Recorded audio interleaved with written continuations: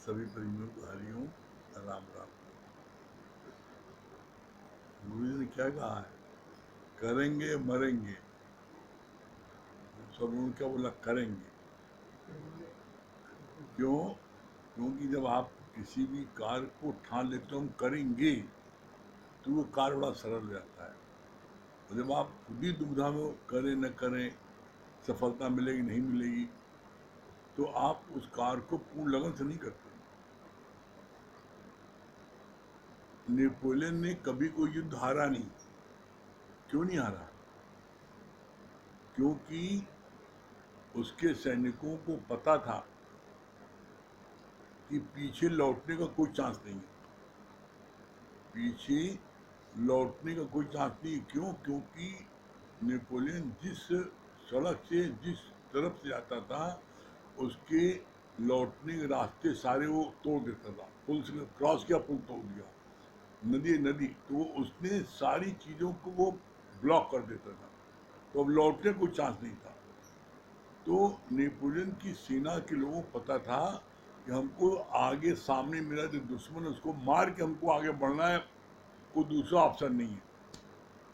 तो वो अपनी पूरी ताकत से, क्षमता से लड़ते थे। परिणाम ये होता था कि सारे युद्ध उन्होंने जीता। क्यों? क्योंकि लौटने का, भागने को चांस नहीं था। एक उनके अंदर में फर्म डिटरमिनेशन, करेंगे या मरेंगे, जीतेंगे या मरेंगे, लौटेंगे नहीं। भाई जानता था दुश्मन ने हमें मारेगा या हम दुश्मन मारेंगे, पीछे भागने को चांस नहीं है। तो ऐसी स्थिति में हर उसका सिपाही अपनी पूरी ताकत से लड़ता था। परिणाम ये होता था कि नेपोलियन ने सारी युद्ध इसलिए जीते। तो इसी तरीके से जीवन में आपके भी बहुत सी परीक्षाएं आती हैं। तो उस परीक्षा में अब आप सोचते हो पता नहीं सफल होंगे नहीं होंगे, यहाँ पर जाए नहीं जाए, सफलता मिले न मिले। अरे नहीं, कैसे नहीं मिलेगी? जब आप किसी कार्य को फुल फुल डिटर्मिनेशन करते हो, तो वो कार्य में क्या होता है, शक्ति चौगुनी हो जाती है। और इसका परिणाम आप सब लोगों ने अपने जीवन में कभी न कभी ऐसा देखा होगा। कभी कोई आपको खतरा लगा तो आप भागे, तो उसमें आप जान बचा के तेज भागते हैं। जो स्पीड आपकी होती है भागने की, उससे दुगनी स्पीड हो जाती है उसमें, जब जान पड़ा जाती है।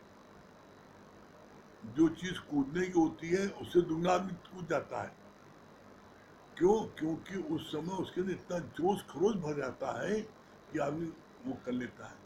तो इसी तरह जीवन में जब भी कोई कार्य आए, करेंगे या मरेंगे। अरे मरना तो है एक दिन भाई, तो क्यों ना हम सफलता प्राप्त करके मरे।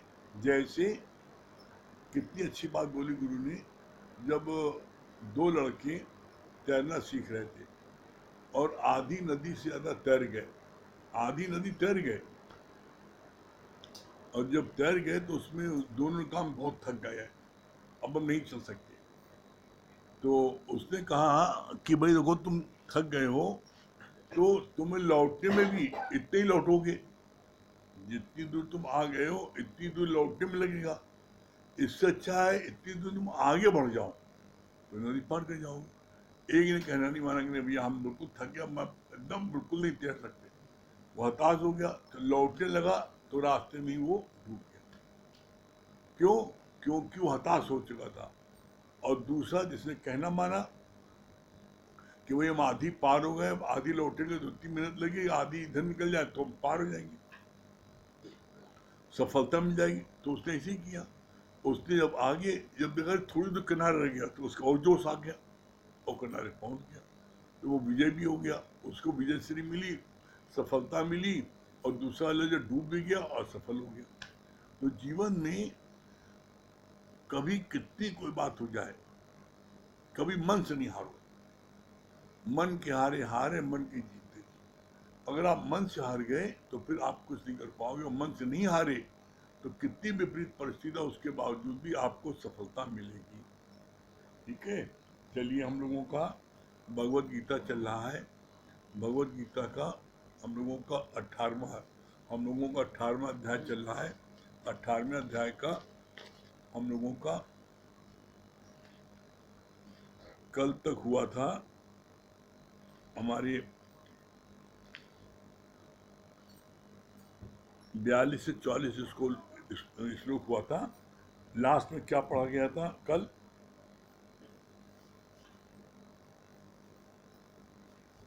उन्होंने क्रूसीफाई करने वालों को भी क्षमा किया, माफी देकर फिर भुला भी दो। कंचन तजना सहज है, सहज क्रिया कानी, मान बढ़ाई ईर्षा दुर्लभ तजना ये। तुम्हारा ज्ञान शास्त्रों से भी टैली करना चाहिए, ज्ञान शास्त्र विरोधी न हो। कल यहाँ तक हुआ था। इसके आगे आज भगवान क्या बोल रहे हैं? 18वें अध्याय का आज 45 से 47 श्लोक भगवान क्या बोल रहे हैं? ब्राह्मण, क्षत्रिय, वैश्य, शूद्र सभी के स्वाभाविक कर्म बताए गए हैं। कई बार शूद्र के अंदर में ख्याल आ सकता है कि ब्राह्मण का कर्म ज्यादा श्रेष्ठ है, पर गुण रहित भी अपने धर्म में ही बरतना श्रेष्ठ है। कितनी सुंदर बात बोली भगवान ने। ब्राह्मण, क्षत्रिय, वैश्य, शूद्र, ये 4 जाति बनाई गई और चारों जाति के अनुसार उनके कर्म क्या है? ब्राह्मणों का कर्म क्या है? वो ज्ञान दें, शिक्षा दें लोगों को, धार्मिक, ये उनका कर्म था। क्षत्रियों का कर्म था देश की रक्षा करना, कोई निर्मल उसकी सहायता करना, उसको बचाना। वैश्य का काम था व्यापार करके सभी को उचित दाम में सब माल देना, और शूद्र का काम था सफाई वगैरह करना। ये उनके वर्ण आश्रम के अनुसार उनको कार्य डिपुट हुआ था। तो इसमें बोला, तुम जिस कुल में, जिस वर्ण में पैदा हुए हो और उस अपने वर्ण का कोई कार्य कर रहे हो, तो वो कार्य भी किसी भी से कम नहीं है। कैसे नहीं है? जैसे बोला, कितना अच्छा उदाहरण है। जैसे शूद्र के मन में ये विचार आया कि मैं सफाई करता हूँ, बड़ा तुच्छ काम है, और ब्राह्मण विद्या बांटता है, बड़ा उच्च काम है। ऐसा नहीं, कोई कार्य भी न ऊंचा है न नीचा है। कोई कार्य ऊंचा नीचा नहीं है, हर कार्य बराबर है। तुम सारे कार्यों को श्रद्धा से, भक्ति से, प्रेम से करो, और अपने कार्यों को करते हुए तुम मोक्ष को प्राप्त कर सकते हो। ये जो है इसमें बताया है। ऐसा नहीं है कि शूद्र जो है अपने कार्य को न करे और मुक्ति नहीं पा सकता, ऐसा नहीं। ब्राह्मण अपने कार्य को करे और मुक्ति पाना जरूरी हो, ऐसा नहीं है। अपने कार्य को ईमानदारी से करना ही मुक्ति का है। तो इसीलिए बोले यहाँ पर कि जिस कुल में, जिस जाति में तुम पैदा हुए हो, उसके अनुसार जो भी तुम कर्म कर रहे हो, वो सभी सारे जो है वो धर्म श्रेष्ठ हैं, और उसी को करते हुए आप मुक्ति को प्राप्त कर सकते हो। फिर आगे क्या बोला? हमारे ही शरीर में 4 वर्ण हैं। अब अभी तो बताया ब्राह्मण, क्षत्रिय, वैश्य, शूद्र बताया, ऐसे ऐसे हैं। अब बताया चारों तुम ही हो। कैसे चारों तुम ही हो? बोला हमारे शरीर में 4 वर्ण हैं। मस्तिष्क ब्राह्मण है, ये गर्दन के ऊपर का हिस्सा मस्तिष्क, ये जो है ब्राह्मण है। क्यों? क्योंकि सारी विद्या, सारी बातें इसी दिमाग भरी होती है। तो बोला इसके लिए, बोला कि ये जो है सारी जो है वो तुम्हारे अंदर में जो दिमाग में रहती बातें, ये ब्राह्मण है, मस्तिष्क। फिर बोला इसके बाद में क्षत्रिय हाथ है, इन्हीं हाथों से तुम रक्षा करते हो, इन्हीं हाथों से मारते हो, तो ये क्षत्रिय है। फिर सदैव सेवा करते हैं। वैश्य है पेट, ये पेट जो है वैश्य है। क्यों? क्योंकि जो भी तुम खाते हो, यहाँ पर आने के बाद में फिर पेट मार्ग में वो सारी चीज डिस्ट्रीब्यूट करता है, मलमूत्र अलग करता है, खून अलग करता है, सारी चीज अलग करता है। पेट जो खाने से खून बनाता है, और पाँव है शूद्र, और पैर जो है कमर के हिस्से नीचे पैर जो है ये शूद्र है। क्यों? क्योंकि ये सब जगह जाता है। ये जो है तुम्हारे जो है बाथरूम में भी जाता है, गली में ये घूमता फिरता है। तो ये पैर जो शूद्र है, तो बोला चारों चीजें जो हैं वो तुम्हारे अंदर है, लेकिन मुख्य चीज क्या है? तुम अपने ही वर्ण आश्रम में रहते हुए मुक्ति को प्राप्त कर सकते हो। कैसे? अब देखो, जैसे कितने एग्जाम्पल दिए। जैसे सतना कसाई, सतना कसाई जो है वो शुद्ध था, तो वो बकरा काटता था, मुक्त हुआ और ब्रह्म ज्ञान में नाम उसका आया। क्यों? क्योंकि वो बकरा काटते हुए भी वो बकरे में ब्रह्म दिखता था, गणासे में ब्रह्म दिखता था, लेने वाले ब्रह्म दिखता था, देने वाले ब्रह्म दिखता था। बोला जब सब में ब्रह्म दिखता है तो उसको कैसी योनि मिलेगी? और एक ब्राह्मण जो शिक्षा दे रहा है ब्रह्म की, लेकिन वो बोल रहा है लेकिन वो देख नहीं रहा है, तो उसको नरक मिलेगा। ऐसा थोड़ी कि ब्राह्मण को जरूरी उसको मुक्ति मिले, नहीं। जब कोई हर एक में उसी ब्रह्म को देखेगा तो उसको मुक्ति मिले। क्यों? क्योंकि ब्रह्म देखने मतलब क्या हुआ कि उसके कोई कर्म ही नहीं बने। फिर आगे कितना अच्छी बात बताई, राजा भी हकीकत में प्रजा का सेवक है। अगर वो प्रजा का हित सोचकर वैसे कर्म नहीं करेगा तो प्रजा का प्यारा नहीं बनेगा। ब्राह्मण को जन्म, शादी, मृत्यु ऐसे हर अवसरों पर बुलाया जाता है ताकि वो उस समय सही उपदेश सुना सके। अब ब्राह्मणों को क्या बोला गया है? ब्राह्मणों को क्या बोला गया है कि वो जो है शादी, विवाह, मुंडन, मृत्यु, जन्म, सब में उनको बुलाया जाता है। क्यों बुलाया जाता है?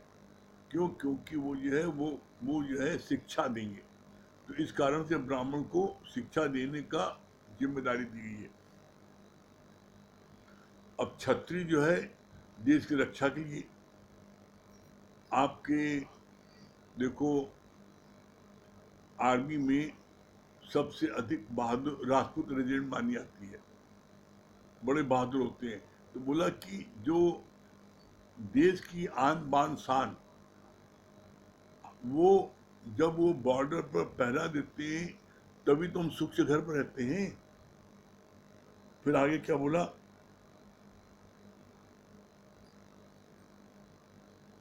एक लड़के ने बाप से पूछा, इतना बड़ा मैं कब बनूंगा जो मैं चाहूं वो कर सकूं? उसके बाप ने कहा, यह संभव नहीं है, पर जो कार्य सामने आए उसे चाहकर करो। राजा के लिए भी संभव नहीं है, दुनिया में किसी के लिए संभव नहीं है जो चाहे कर ले, ऐसा नहीं। जैसे राजा अकबर को बोला गया सबसे बड़ा राजा है, जो चाहे कर सकता है, नहीं कर सकता।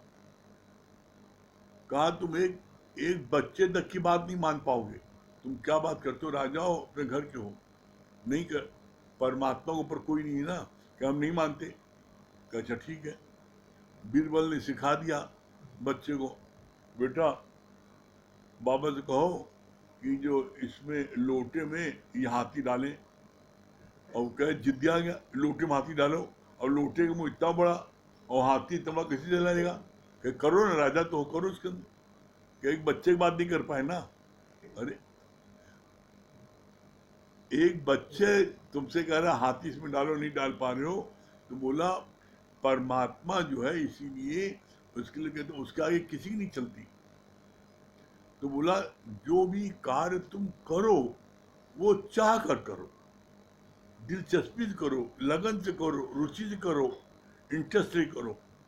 नहीं, मैं बड़ा भाग्यशाली हूँ, मेरे मेरे जिम्मे ये कार्य गुरु ने दिया है, मैं बड़ा भाग्यशाली हूँ। तो उस कार्य को पूरी लगन से, निष्ठा से आप करोगे तो वो कार्य बहुत अच्छा होगा।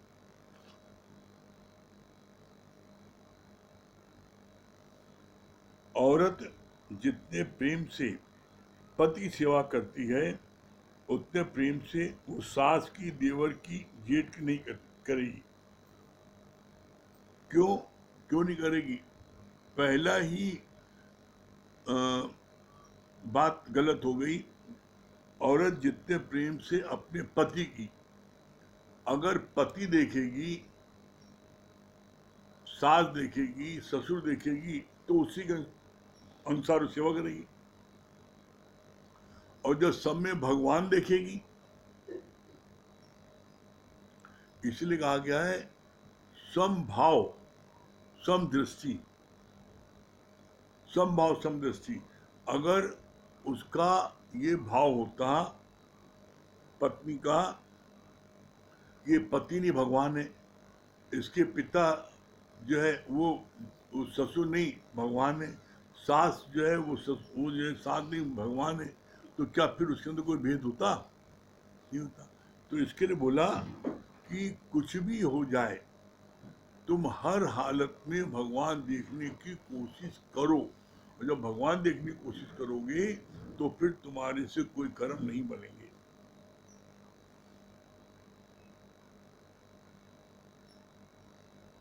कबीर के पास कोई ग्राहक आता था, बोलता था, कबीर ये चादर बड़ी सुंदर बनी है।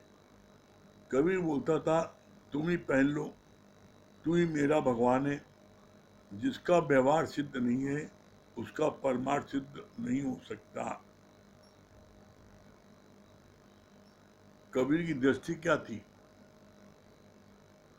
जो भी आ रहा है वो भगवान है।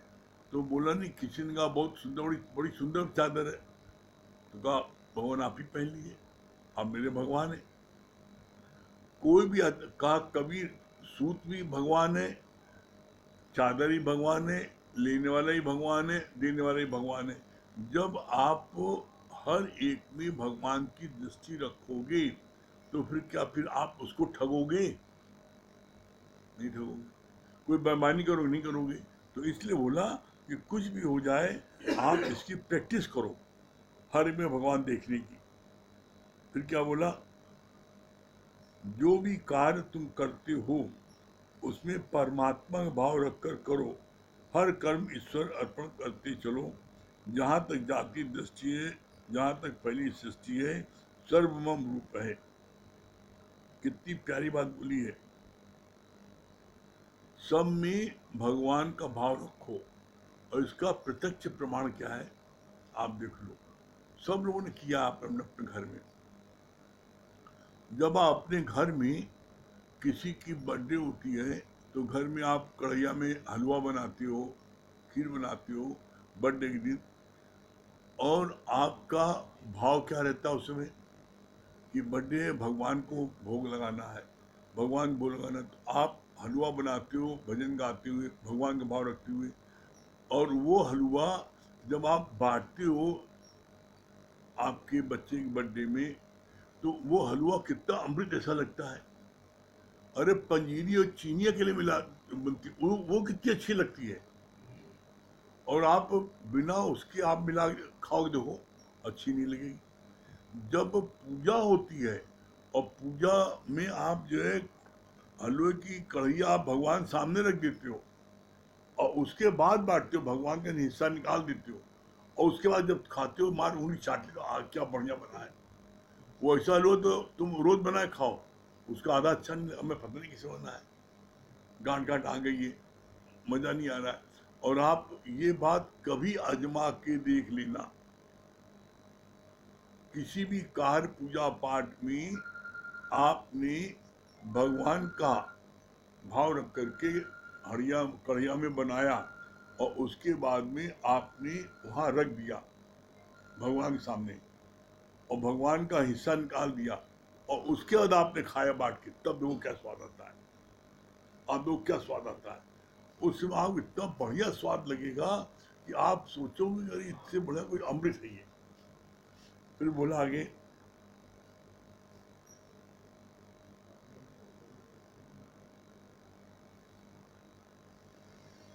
ईश्वर अर्पण करते चलो, जहां तक जाती दृष्टि है तहां तक फैली सृष्टि है। जो भी हमें दिख रहा है वो मेरा ही रूप है। इस भाव को यदि हम जगाएंगे तो कभी भी किसी से हम द्वेष नहीं कर सकते। हम ये भाव क्यों नहीं जगाते? मैं ब्रह्म हूं और जो भी दिखाई पड़ रहा है वो मेरा ही रूप है। अगर इस भाव में रहेंगे तो उसकी तरक्की में खुश होंगे ना कि दुखी होंगे? फिर कितनी अच्छी बात बोली।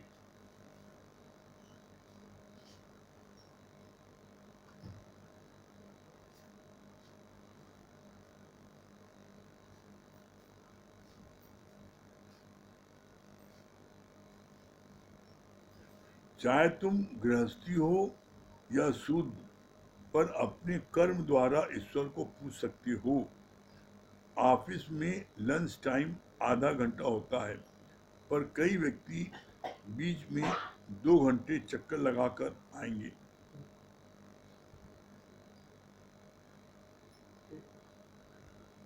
आधे घंटे का लंच होता है और आधे घंटे लंच में तो वो तो लंच है, वो 2 घंटा करेंगे, उसके अलावा बीच में 2 घंटा गायब रहेंगे, 3 घंटे गायब। तो बोला क्या तुम अपने वर्क के प्रति सिंसियर हो? नहीं हो। तो अपने वर्क के प्रति सिंसियर जब तक नहीं होगी, अगर वहां पर ऑफिस में सिंसियर तो कहीं सिंसियर नहीं होगी।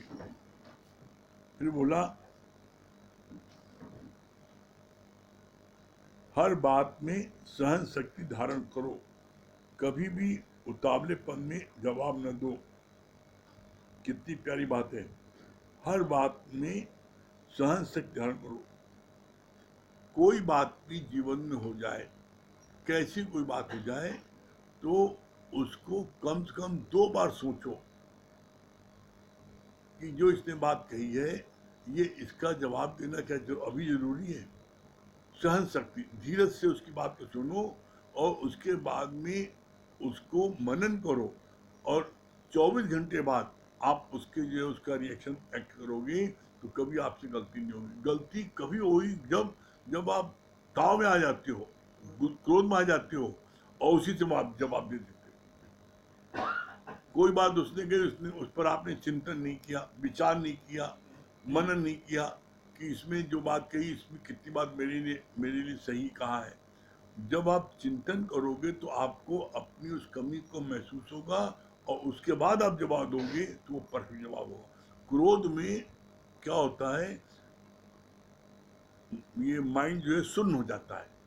क्रोध में सोचने समझने की शक्ति खत्म हो जाती है। इसीलिए बोला है क्रोध जो है वो सबसे बड़ा चंडाल है। इसीलिए कहा गया है क्रोधी व्यक्ति को नरक नहीं जाना पड़ेगा, इसीलिए कहा गया है। क्यों? क्योंकि क्रोधी व्यक्ति नरक में बैठे ही है। ठीक है, आइए।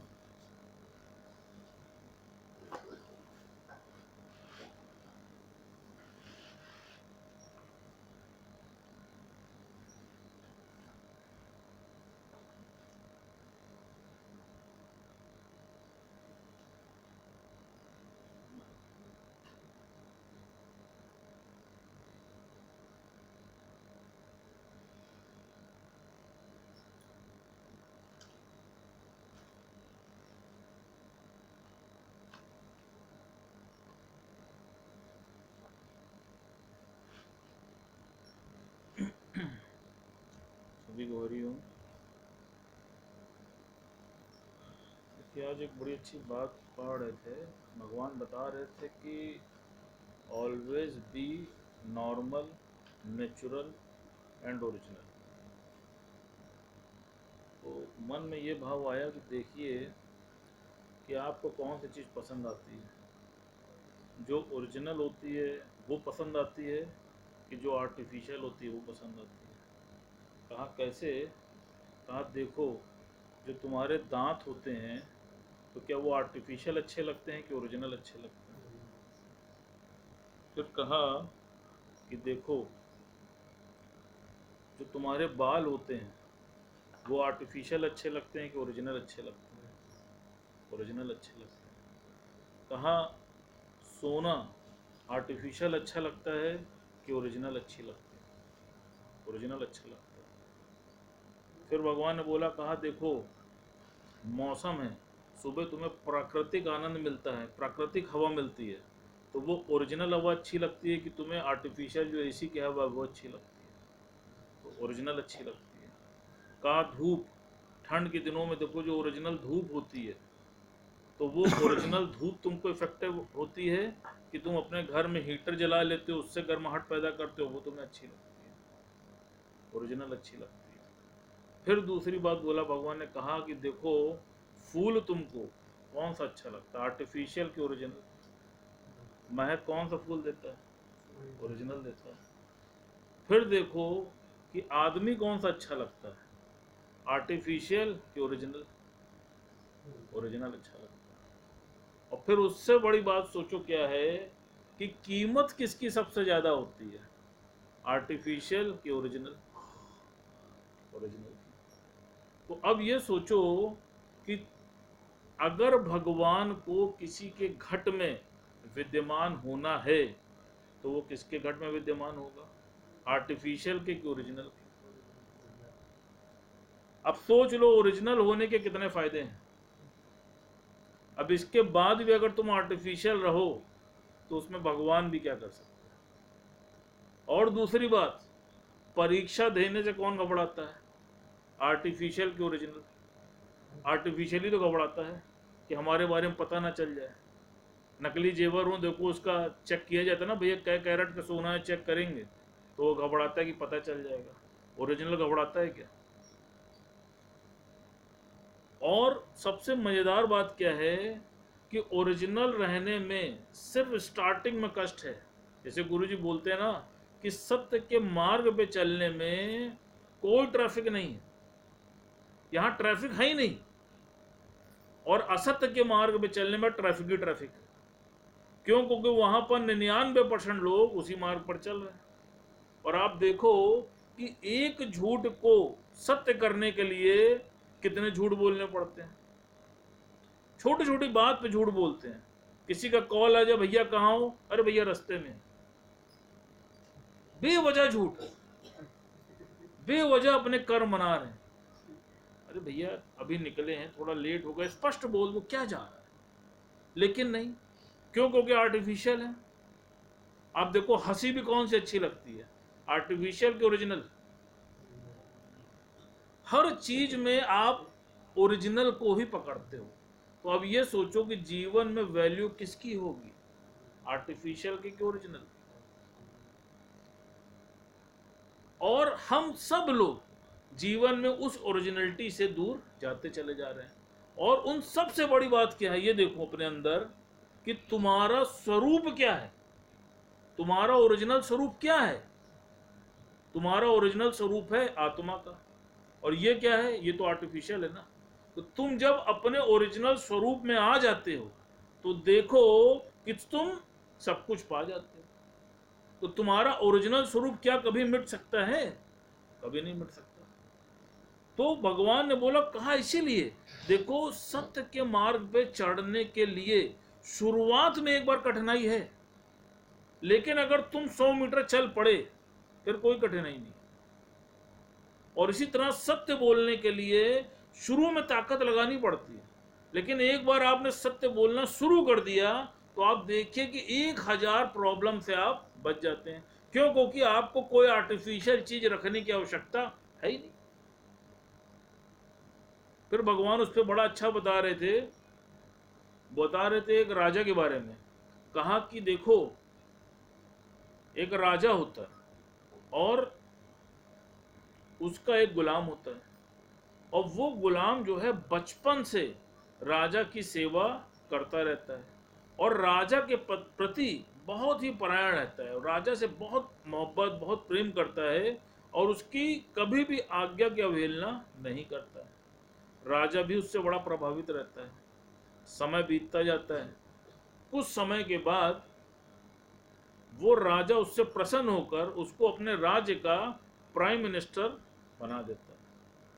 तो जब वो उस गुलाम को प्राइम मिनिस्टर बना देता है तो उसके दरबार के जो अन्य सदस्य होते हैं वो बड़ा कुंठित होते हैं और वो सब एकत्रित होकर राजा से उसकी शिकायत करने के लिए जाते हैं। राजा उन सब के भाव को सुनता है और सुनने के बाद सबसे बोलता है कि ऐसा है कि आज से ठीक 1 हफ्ते के बाद शाम को 4 बजे मेरे विश्राम गृह में जो बगिया में है वहां पर आकर मुझे आप सब लोग मिलना। और कंडीशन ये रखता है कि सबको वहां पर पैदल ही आना है, और जो भी व्यक्ति वहां पर मेरे पहुंचने के पहले पहुंचेगा तो मैं ये समझूंगा कि वो मुझसे अतिशय प्रेम करता है। कहा ठीक है महाराज। उधर राजा जो है, जो उसका गुलाम जिसको वो प्राइम मिनिस्टर नियुक्त करता है, उसको बुला लेता है। अब बुलाने के बाद उसको आदेश देता है, कहता है कि ऐसा है कि जो विश्राम गृह है उसके 1 किलोमीटर के दायरे में उसके दाएं तरफ और बाएं तरफ एक तरफ तुम भोजनों का, स्वादिष्ट भोजनों का पंडाल लगा दो, और दूसरी तरफ कहा सुंदर वस्तुओं का पंडाल लगा दो, और वहां पर लिख देना कि यहां पर सब कुछ फ्री प्राप्त होगा। राज्य के जितने भी नागरिक होते हैं वो अपने अपने घरों से बहुत जल्दी निकल जाते हैं, क्योंकि राजा के पास उनको जल्दी पहुंचना होता है। अब जब वो उस 1 किलोमीटर के दायरे में आते हैं तो वो वहां पर सुंदर वस्तुओं का पंडाल और स्वादिष्ट भोजन का पंडाल पाते हैं।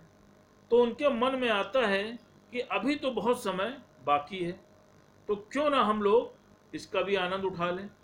तो वो भोजन करने में लग जाते हैं, कोई वस्तु देखने में लग जाते हैं। और वो जो प्राइम मिनिस्टर होता है वो किसी भी वस्तु के प्रलोभन में न फंसते हुए वो 3 बजे वहां पर विश्रामालय में पहुंच जाता है, और जितने भी इनके राज्य के नागरिक होते हैं वो सब वहां पहुंचने में देर कर देते हैं। राजा पहुंच जाता है, तो जब राजा पहुंच जाता है तो सब लोग देर से पहुंचते हैं, सब लोग बड़ा ही शर्मिंदा होते हैं, और जिसको प्राइम मिनिस्टर बनाया होता है राजा के निर्णय पे सब लोग सहमत होते हैं। तो गुरु जी ने इसका सिद्धांत बहुत अच्छा बताया। कहा देखो इसी प्रकार जैसे राजा ने परीक्षा ली ना, क्या परीक्षा ली, सुंदर सुंदर उपहार दिए, स्वादिष्ट व्यंजन दिए, और उसने प्रलोभन दिया कि देखूं कि कौन मेरे पास पहले आता है या उन व्यंजनों में और उन स्वादिष्ट भोजनों में फंस जाता है। तो कहा इसी प्रकार तुमको भी परमात्मा ने धरती पे भेजा है, लेकिन तुम क्या कर रहे हो, तुम उन स्वादिष्ट व्यंजनों में फंस जा रहे हो, तुम उन वस्तुओं में फंस जा रहे हो, और तुम उन वस्तुओं में फंस करके उस परमात्मा को भूल जा रहे हो। अब आप सोचो कि कौन ज्यादा बुद्धिमान था, वो लड़का जो प्राइम मिनिस्टर बना, जो गुलाम से प्राइम मिनिस्टर हो गया, वो बुद्धिमान था कि वो प्रजा बुद्धिमान थी जो वस्तुओं को पकड़ रही थी। जब वो प्राइम मिनिस्टर बन गया तो सारी वस्तुएं तो उसी की हो गई ना। कहा इसी प्रकार देखो भगवान भी तुम्हारी परीक्षा लेता है। गुरु ने क्या बोला है, God is a jealous lover. वो तुमको अपने सिवा किसी दूसरे को बर्दाश्त नहीं कर सकता। तुम्हें प्राप्त करना था परमात्मा को, और तुम प्राप्त किसको करने लगे, उन वस्तुओं को। तो जब तुम उन वस्तुओं में फंस गए तो क्या हुआ, तुम उस परमात्मा से दूर हो गए। और अगर तुमने अपने घर में परमात्मा को बैठा लिया होता तो सोचो कि वो सारी वस्तुएं तुम्हें स्वतः ही प्राप्त हो जाती ना। अब इसको तुम उससे भी टैली कर लो कि आर्टिफिशियल और ओरिजिनल। अब यहां पर ओरिजिनल कौन था, ओरिजिनल वो गुलाम था ना, जो राजा के वचनों पे मर मिटता था। तो वो बाद में जब परीक्षा हुई तो कौन जीता, जो ओरिजिनल था वही जीता, और जो आर्टिफिशियल था वो हारा। तो कहा इसी प्रकार जीवन में जब तुम सत्य के मार्ग पे चलोगे तो तुम्हें ना किसी से भय लगेगा और ना ही जीवन में कभी तुम्हारी हार होगी। लेकिन फिर वही बात आती है कि एक गुरु का कर ले संग, होगी न तेरी समाधि भंग। तो तुमको एक गुरु का संग तो करना पड़ेगा और उस पर अंधी श्रद्धा और अटूट विश्वास रखना पड़ेगा। भगवान ने बोला ना कि मेरी क्या थी हस्ती, तेरे मिलन से पहले, मैं बुझा हुआ दिया था तेरे मिलन से पहले। आज जीवन में गुरु का आगमन हुआ, तभी तो हमको ये बातें समझ में आई, नहीं तो हमको तो पता ही नहीं था कि हम कहाँ जा रहे हैं, हम क्या कर रहे हैं। जैसा कि देखिए कई बार बात चलती है ना उस बकरी की, कि एक बकरी होती है, वो झुंड में जाती रहती है कई बकरियों के साथ, तो वो घास चरने के वजह से क्या होता है कि उस झुंड से बिछड़ जाती है, और जब वो झुंड से बिछड़ जाती है तो बाकी बकरियां आगे चली जाती हैं और वो पीछे रह जाती है। अब वो अकेले टहलते टहलते एक नदी के किनारे में पहुंच जाती है, और उस समय शाम भी हो जाती है। अब उसको लगता है कि मैं इस समय कहाँ जाऊं, तो वो क्या करती है, वो सोचती है कि अब रात होने वाली है तो क्यों ना मैं यहीं विश्राम कर लूं। तो वहां पर उसको एक चरण रज दिखती है, तो वो क्या करती है कि उसी चरण रज में बैठ जाती है और उसी पर समर्पित होकर विश्राम करने लगती है।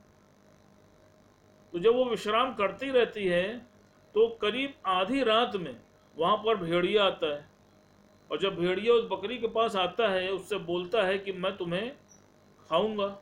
तो बकरी क्या बोलती है कि देखिए मैं इनकी चरण रज की शरण में हूं,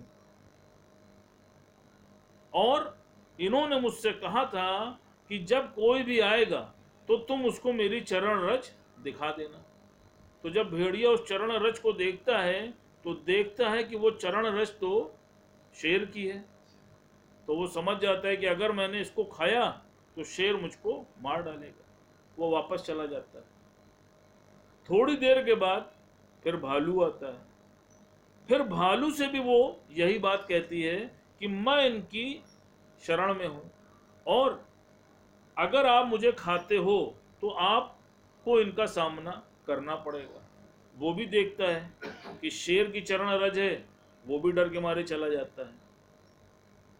भोर में शेर वहां पे आता है। बकरी शेर से भी यही बात कहती है कि देखिए मैं इस चरण रज की शरण में हूं, और इन्होंने मुझको यहां पर रहने के लिए बोला है।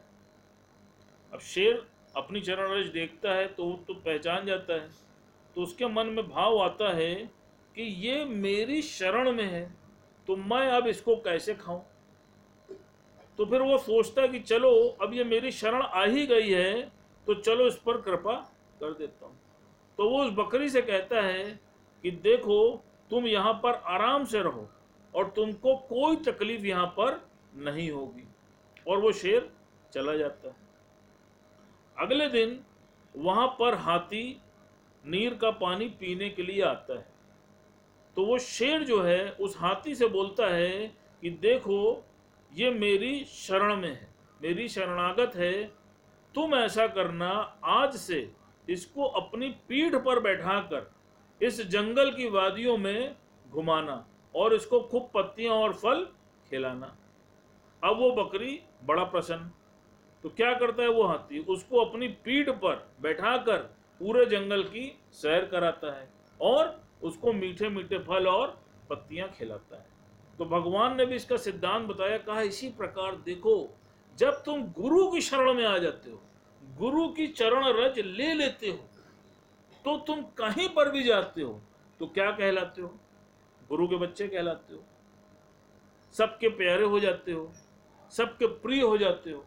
आप देखो, तो अब आप सोचो कि गुरु का हाथ तुम्हारे सर पर आ गया तो तुम्हें क्या से क्या बना दिया। मेरे सतगुरु ने मुझको महाराजा बना दिया। तो अब आप सोच के देखो कि आपने करा क्या, सिर्फ आपने मनमना भाव से गुरु की शरण स्वीकार कर ली। बस इतना ही तो करना है, जैसे उस बकरी ने उसकी शरण स्वीकार कर ली और कोई भी उसका बाल विवाह का नहीं कर पाया।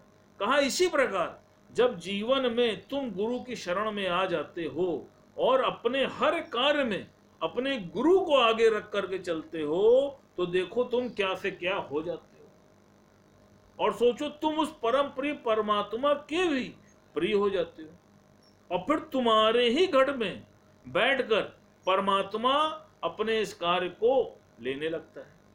अब फिर वही वाली बात आ जाती है कि परमात्मा ने बोला है ना कि जो मेरे इस कार्य को मेरे प्रिय में बांटता है वो मुझे अतिशय प्रिय। तो अब इससे ज्यादा प्रिय कोई हो सकता है क्या? आप अपने अंदर झांक के देखो। तो इसलिए बहुत सिंपल है, सिर्फ एक मंत्र है, गुरु की शरण में चले जाओ और अपने ओरिजिनल स्वरूप में आ जाओ।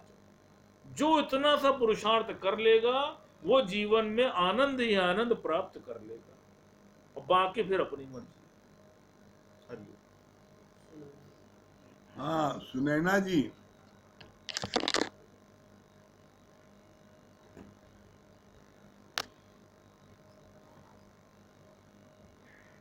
हरिओम भैया। हाँ हरिओम सुनैना जी, क्या बता रही बहुत हैं? अच्छा हमको लगा। हाँ, हरिओम। ये अमित ने बताया ना कि सत्य में शुरू में थोड़ी सी दिक्कत होती है ना। और बिना मतलब में ये झूठ बोलते हैं कि रास्ते में है, या अभी तो हम गए थे तो आप मिले ही नहीं, ऐसा होता है। तो ये गुरु चोट करता है, और हल्का नहीं है, ये कर्म की गठरी बन रही है। ये बहुत गुरु हमको आगाह करता रहता है। और जब हमारे बच्चे जब गुरु के मतलब भाषा बोलने लगते हैं तो इतनी खुशी होती है कि यही हमारे बड़े पहरेदार हैं। बहुत क्योंकि अभी सुंदर। भी हम ऐसे। हाँ, चलिए भजन सुना दीजिए, बहुत अच्छा लगा, बहुत भजन अच्छा सुना लगा। दीजिए। शुरू में दिक्कत है, बाद में भाई ठीक है। हाँ हमें नहीं टाइम मिला, हम नहीं आए, क्या बात है ना। जैसे कल हम भैया सच बोल रहे हैं, कल हम केबीसी देख रहे थे तो हम नहीं बैठ पाए। तो सच गुरु के सामने सच बोल के बिल्कुल शांत हो जाएंगे। चलिए। गुरु ज्योत से ज्योत जलाए, हर रूप में आए नारायण। साईं सबको सुख पहुँचाए, हर रूप में आए नारायण। गुरु ज्योत से ज्योत जलाए, हर रूप में आए नारायण। गुरु करना कल्याण ही जाने, गुरु करना कल्याण ही जाने, जाति वर्ण का भेद न माने। हर भक्त को वो अपनाए, नर रूप में आए नारायण। गुरु ज्योत से ज्योत जलाए, हर रूप में आए नारायण। साईं सबको सुख पहुँचाए, हर रूप में आए नारायण।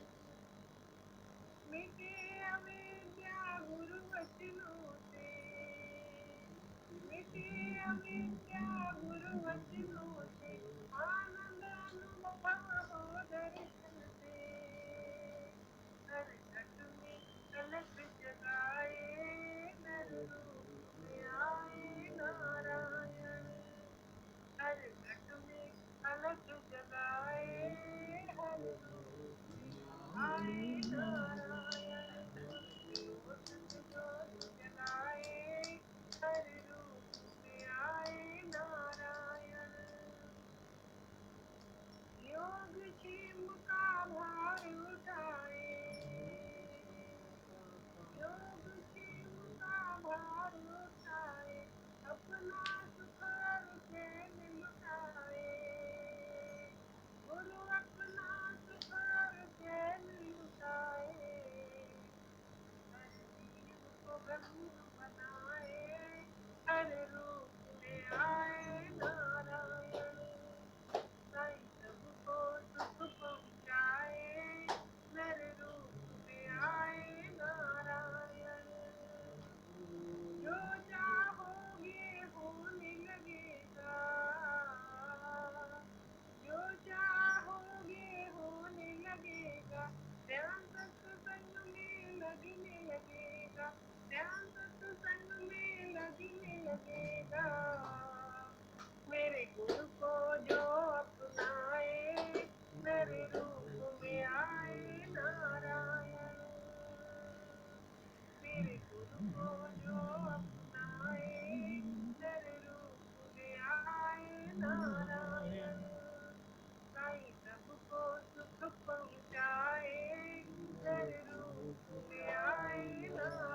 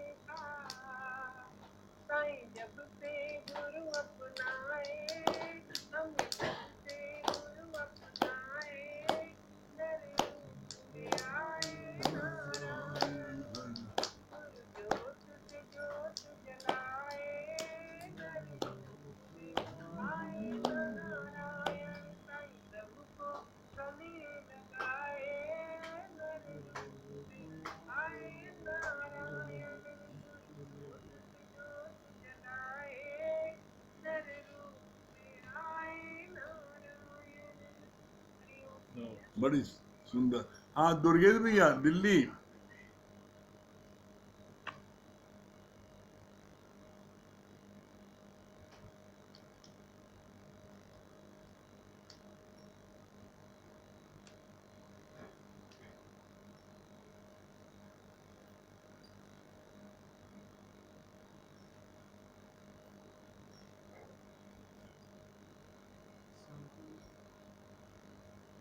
हाँ शांति जी दिल्ली। दुर्गेश भाई नहीं लग रहा है, शांति जी।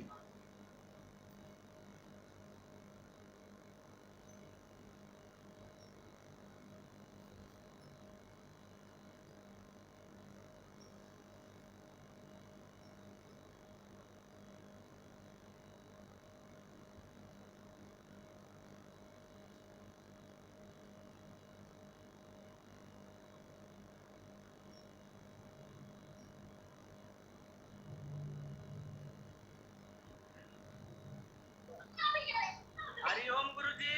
हाँ हरिओम हरिओम। दुर्गेश भैया क्या बता रहे हैं? क्या हरिओम। हरिओम हरिओम। हाँ गुरुजी बहुत अच्छी बात बताई ना आप भैया ने। एक गुरु का कर लो संग होगी ना तुम्हारी समाधि भंग।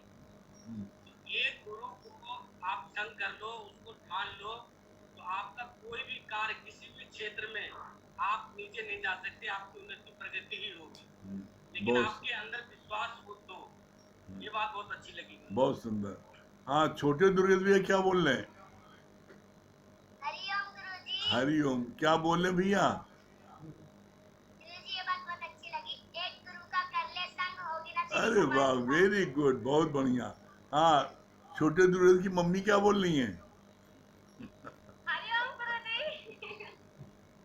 हरिओम क्या बोल रही पूजा जी? जी ये बात मुझे ना निष्ठा भाव से जो भी काम करेंगे ना उसमें सिर्फ सुख की प्राप्ति होगी। ये बात बहुत अच्छी लगी। अब चाहे कितनी भी परेशानी आ जाए मन से कभी भी हारना नहीं चाहिए। हाँ बहुत सुंदर। संजीव पापा मऊ। हाँ हरिओम। हाँ संजीव पापा मऊ। हरिओम गुरुजी। हरिओम। भैया हरिओम हरिओम। कितने दिन नहीं गुरुजी आप आप अपना वीडियो खोलिए, वीडियो बंद है।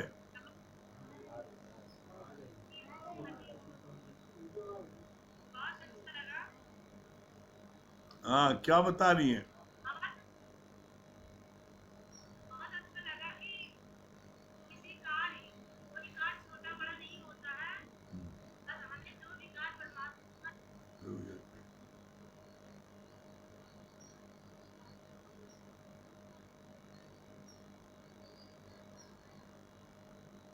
वो वाला फोन दे दीजिए। क्या बात हो? हाँ संजीव पापा मऊ। चलो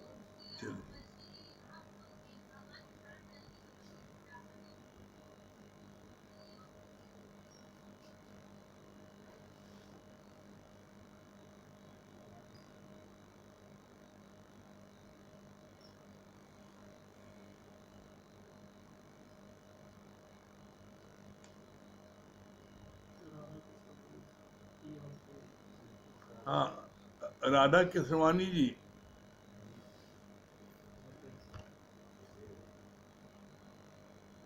हाँ क्या बता रही हैं?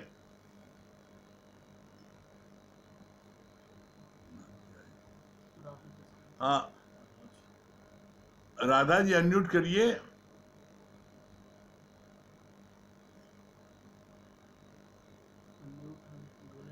हाँ बोलिए।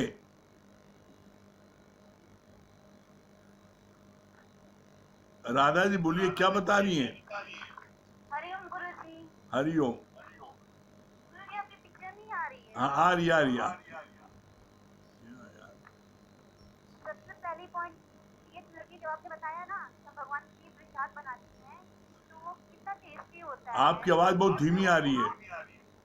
हेलो हरिओम गुरुजी। हाँ हेलो हाँ आप बताइए। ये अच्छा लगा आपने बताया ना जब हम भगवान को प्रसाद बनाते हैं तो वो प्रसाद कितना टेस्टी रहता है क्योंकि उसमें हमारा डेडिकेशन होता है प्लस हमारा अच्छा होता है। और भैया जी ने जो बात बताई ना, गुरु जी बाइक आ रही है। हाँ हाँ आ रही है।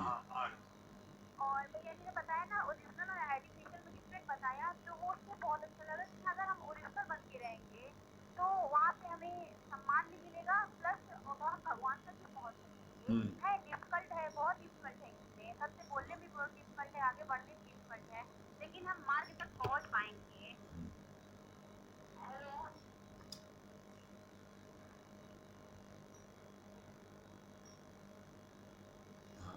वो वाला फोन दे दो उसको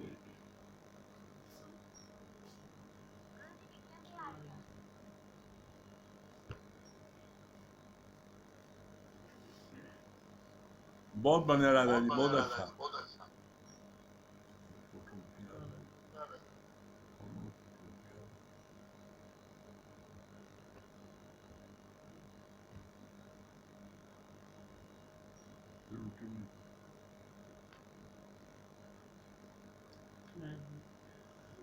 हाँ महेश भैया,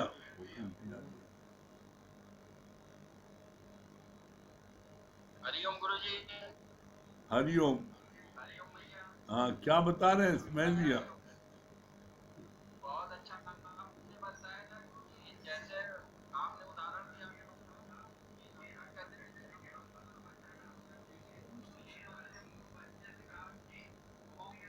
कि इसमें बोतल के अंदर घोड़ा डालिए, तो मतलब अब बोतल के अंदर वो जा ही नहीं रहा था। तो सच बात है कि आदमी अपनी बुद्धि लगाता है, सोचता है कि हम सब कर लेंगे, लेकिन वो बगैर भगवान के हुक्म के कुछ नहीं हो पाता। और जैसा अभी भैया ने भी बताया ना कि ओरिजिनल चीज की कीमत ज्यादा होती है और जो आर्टिफिशियल उसकी वैल्यू बहुत कम होती है। ये बात बहुत अच्छी लगी। हाँ संगीता रानी। हरिओम गुरु जी। हरिओम। हरिओम गुरु जी। हरिओम हरिओम। बहुत अच्छी बात लगी कि एक गुरु का कर लेता होगी ना तेरी समाधि भंग। और एक बात ये भी बहुत अच्छी लगी, जैसे भैया भी बता रहे थे ना बकरी वाली बात, कि वो कैसे मतलब शेर के उसमें शरण में रहा तो उसका कुछ भी कोई बिगाड़, तो ऐसे हम भी जब गुरु की शरण में रहेंगे तो कोई हमारा कुछ बिगाड़ नहीं सकता। ये बात बहुत सुंदर। हाँ नरेंद्र। हाँ पप्पू भैया, पप्पू भैया। हरिओम गुरु जी। अरे वाह, हरिओम, वाह पप्पू भैया, वाह, वेरी गुड। पप्पू भैया आप ठीक हैं? हाँ हाँ गुरु जी, आशीर्वाद है आपका। बहुत बढ़िया। क्या बता रहे हैं? अच्छा लग रहा है, शांति मिल रही है? हाँ हाँ गुरु जी, बहुत अच्छा लग रहा है। हाँ बहुत बढ़िया। बस रोज जो है, रोज बैठ के सुनते रहिए तो आपको बहुत शांति मिलेगी, ठीक है? कुछ कुछ बताना चाह रहे हैं? सुनते हैं गुरु जी। अच्छा, कुछ बताना चाह रहे हैं? क्या बता रहे हैं? अरे गुरु जी, हमारे लिए तो बस इतना हमको याद आता है कि गुरु वचनों को रखना संभाल के, कि वचनों में गहरा राज है। हाँ बहुत बढ़िया, बहुत सुंदर। हाँ बहुत सुंदर। नरेंद्र भैया। आप चल रहे हैं। हाँ बहुत ठीक, बहुत अच्छा। हाँ नरेंद्र भाई। बहुत अच्छा बताया ना कि हर चीज को ओरिजिनल पसंद है। ओरिजिनल एक सत्य है, तो हमें उसको करने पड़ते हैं। जब इस सत्य में थोड़ा सा कठिनाई जरूर आती है, शुरू में आती है, थोड़ा सा आपको दबड़ करना पड़ेगा। अगर एक बार सबकी राह पे चल गए तो फिर कोई परेशानी नहीं। हाँ गुप्ता जी। हाँ मुंशी जी। हरिओम गुरु जी। हरिओम गुरु जी। क्या बता रहे मुंशी जी? गुरु को शरण में जाने पर हर कार्य छोटा हो गुरु को जाता शरण में हाँ जाने पर जगदीश हर भैया। कार्य छोटा हो जाता है। ये वाला दे दीजिए।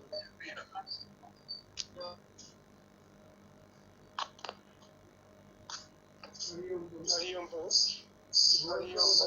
बहुत सा बताया मिलेगा कि जैसा बताया मिलेगा कि चरणों में जो है समर्पित कर दिया, वो पूरा पूरा जंगल में सुख जंगल में है, सुख हो रहा है, उसको कोई नहीं बिगाड़ कोई नहीं पाएगा। बिगाड़ पाया। उसी तरह हम उसी अगर का गुरु हम के अगर शरण गुरु में के रहेंगे शरण में रहेंगे तो गुरु हमको तो जो गुरु है हमको जो है सब तरह से आनंद भी देगा और सब तरह से। हाँ संजय भैया। बहुत अच्छी लगी जैसे आपने चार धाम की दिशा में बताया, संभाव संदृष्टि बहुत जरूरी है जीवन में जो है, और गुरु वचनों के छाव में हमेशा रहना चाहिए। जैसे अमित जी ने कहा जो है कि हमेशा ओरिजिनल अपने स्वरूप में आ जाएंगे तो सतत सारे फोटो कुछ भी आपको प्राप्त हो जाएगा। ये बात आप मालवी जी हरिओम गुरु जी। हरिओम। अभी आपने ये बहुत अच्छा टाइम दी कि करेंगे या मरेंगे, इसका आपने जो एग्जाम्पल जो आपने प्रेजेंट कर दिया, लोग पीछे खाली रास्ते पे काट देता था और उसके सामने बस करते हैं, यही सिद्धांत कि करेंगे या मरेंगे। हाँ हर युग में विजय प्राप्त करता रहा। सुशीला जी